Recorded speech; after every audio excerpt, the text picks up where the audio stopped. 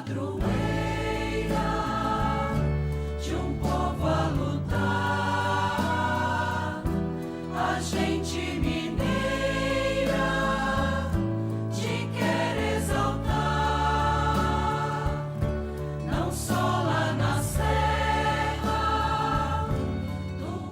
Amado irmão, amada irmã, saúde e paz, na alegria de estarmos aqui por graça de Deus, congregados ao redor da amada Mãe Maria na comunidade orante, para celebrarmos hoje o dia de São Tomé Apóstolo, oportunidade para confrontar nossa fé no horizonte do exemplo existencial deste grande apóstolo e grande aprendiz.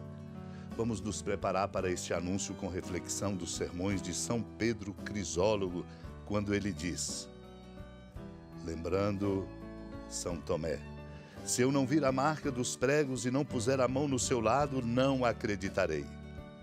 Por que Tomé procura desta maneira sinais de credulidade?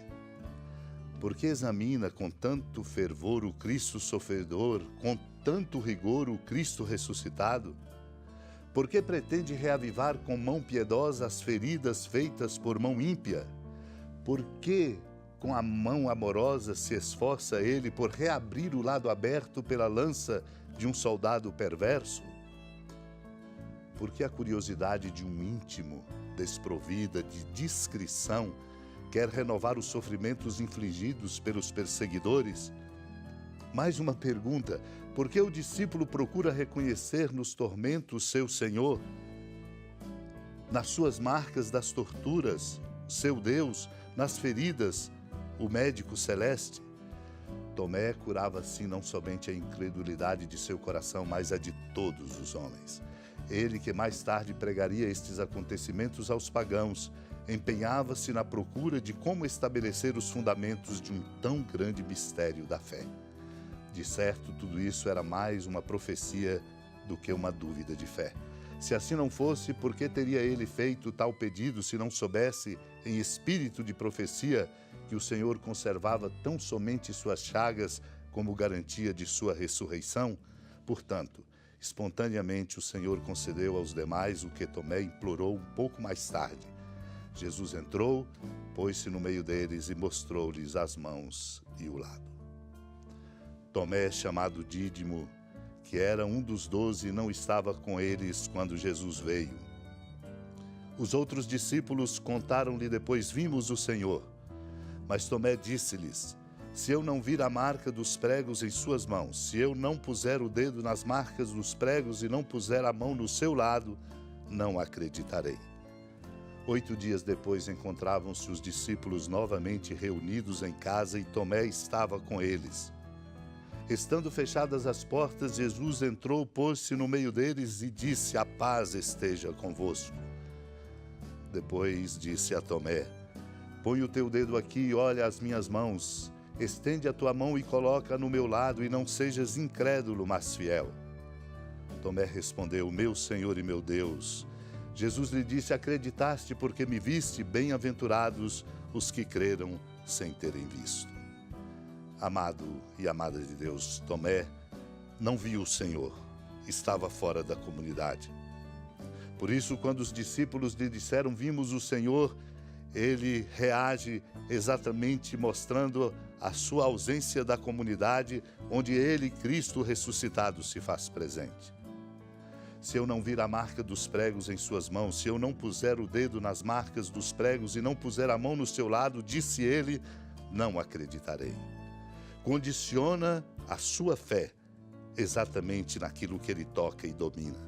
Esse é o nosso maior desafio existencial. Por isso, Tomé, quando vê o Senhor, diz: meu Senhor e meu Deus. E o Senhor lhe confronta perguntando: acreditaste porque me viste? Bem-aventurados os que creram sem terem visto. Este é o nosso desafio.